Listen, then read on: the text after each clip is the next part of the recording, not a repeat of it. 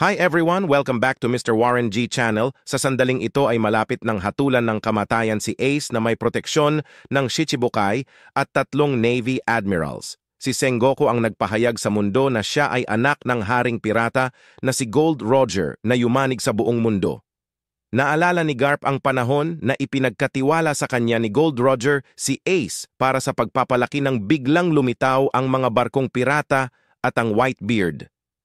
Pirate na punong barko ay lumitaw sa gitna ng digmaan na nagpasindak sa lahat ng mga sundalo ng Navy dahil lahat ng mga kapitan ng mga pirata ng Whitebeard ay naroroon dito. Dahan-dahang humakbang si Whitebeard on the ship's deck. It's been a while, Sengoku, nainip ka ba sa pag-aantay? Ace: bakit pumunta pa kayo dito?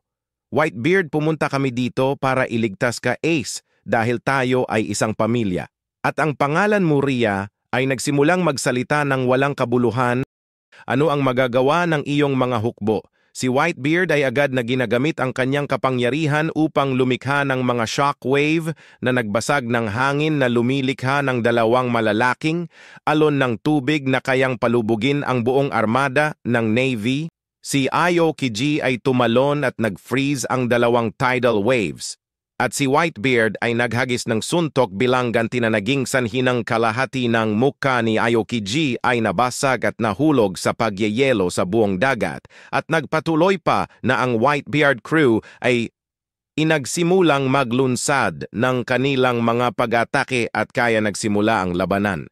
At biglang humakbang pasulong si Mihawk upang subukan ang distansya sa pagitan niya at ni Whitebeard at inilabas niya ang kanyang itim na espada na isa sa 2 pinakamalakas na espada sa mundo.